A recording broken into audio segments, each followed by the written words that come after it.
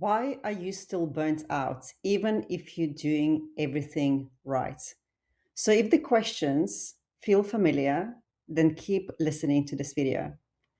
One, do you ever find yourself moving through your day on autopilot, like you are physically present, but mentally you checked out? Two, do you ever feel a persistent sense of what is the point, or is this all my life is about? Three, do you feel constantly on edge, bracing for the worst case scenario? Four, do you struggle to say no? Do you take on too much and feel responsible for everything and for everyone? Five, do you feel pressure to be perfect and are you afraid to make mistakes and fail? If you answered yes, it might just not be a performance issues. It could be just early signs of burnout. We often talk about burnout as a result of high workload and tight deadlines, but that's not a full story because if it were, then people in similar types of roles with similar demands would experience burnout in the same way. But yet they don't. Some cope, some even thrive, while others burn out. So, what's the difference? And the difference isn't just the external pressure and demands, it's how those demands are processed internally and whether there is enough recovery time in between. So, when the recovery is limited, your ability to handle pressure becomes weaker because your immune system weakens. And at that point, those external demands stop feeling like just another busy week and they become psychological, emotional, and mental load that builds internally before you see any visible signs of burnout. And that is why advice like just rest, sleep more, exercise more often falls short. Because recovery isn't just about self care and time away from work or improving habits, it also depends on your ability to psychologically disengage, to regulate stress responses, and prevent those demands from accumulating over time. Without that ongoing recovery process, rest alone is often insufficient to restore your full capacity to function. So, before I jump into what really contributes to burnout and what the solution is, I just want to share my personal story. So, back when I used to work as an IT consultant for over 15 years, I was earning six-figure salary and had a great work-life balance. Some days I barely even worked. So from outside, my life looked successful, like I had it all together. But internally, it was a totally different story. I felt disconnected, I felt exhausted, and I was constantly questioning whether this was all there was for me. And eventually, I reached a point where I just could not continue functioning the same way. So I left my job to figure out who I really was and what I was meant to do with my life. But what followed wasn't clarity. It was repeated cycles of burnout, eventually leading to mental and emotional collapse, where basic daily tasks felt so overwhelming, and I literally had no energy left to show up for myself, my business, or my children.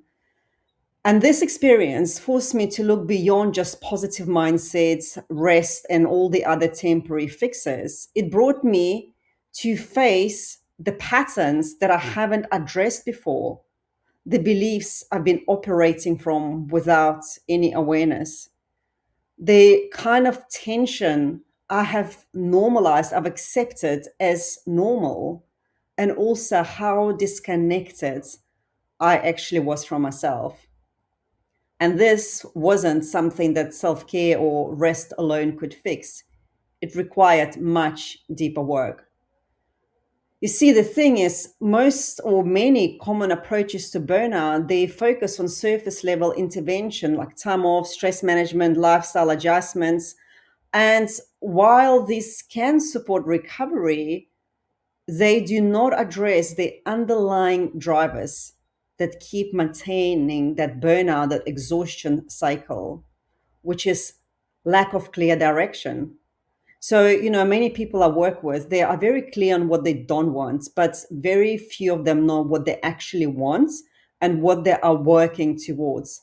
And when that clarity is missing, the mind doesn't just switch off, it keeps trying to figure things out. It keeps filling this gap by looping through questions like, ooh, what shall I focus on next? Am I doing the right thing? Am I going to be accepted? Am I enough? Is this enough? It keeps second guessing decisions, replaying conversations, getting stuck in endless what if scenarios, and constantly reassesses priorities. And this ongoing mental activity doesn't just end when our work ends or when the day ends, it literally continues running in the background, fragmenting our focus and draining mental energy and emotional and physical, all of it. And over time, it creates this mental load, not from the work itself, but from constant need to figure things out. But when we have a clear goal, clear direction, the mental load decreases because the mind now has something to anchor to. And even when it drifts to worry, to unproductive thoughts, to what ifs, the clarity we have makes it easier to catch ourselves and then refocus. So by reducing the repetitive thinking loops, you're not just becoming more efficient, but you free up mental and emotional bandwidth that supports your decision making, expands your capacity to handle pressure without collapsing into it. Number two is the activated nervous system. You see, burnout doesn't just happen from one single event, it builds gradually through small events, such as running late to a meeting and feeling that anxiety in your chest or tight shoulders, or maybe receiving a blunt, like condescending email from your boss that makes you question your value and your competence, and you feel like your body's contracting, your throat is getting tight. Or maybe speaking up in a meeting and having your idea challenged and dismissed, and your heart rate now has gone up. And individually, these moments feel small, but internally they build up and they create this pressure which has nowhere to go. And over time, if you do not reset this pressure, every new stressor will feel stronger than the last one until it tips you over the edge. And that means, and I know I'm repeating myself, but it's so important that your capacity to cope with pressure gradually decreases. You become more reactive, more edgy, and without recovery, and not just rest, but proper, genuine recovery through nervous system regulation, your body stays in a very activated level of stress. And over time, this activation leads to burnout. And number three is the identity that you keep attaching to, or rather confusing yourself with. You see, most of us have built our careers and lives around being certain type of a persona, wearing this identity like badges of honor, the reliable one who always, people can always count on, the perfectionist or the control freak who makes sure everything is right, the strong one who everybody else leans on, the peacekeeper who just smoothes over every fiction, just not to have any conflicts, the fixer who keeps things from falling apart. And these roles, these masks, these identities we're associated with, they actually got us to where we were. But over time now, they have become the source of our exhaustion. For example, if your identity is the reliable one, you don't just do your job, you take on extra, even when you are struggling to cope with your own stuff.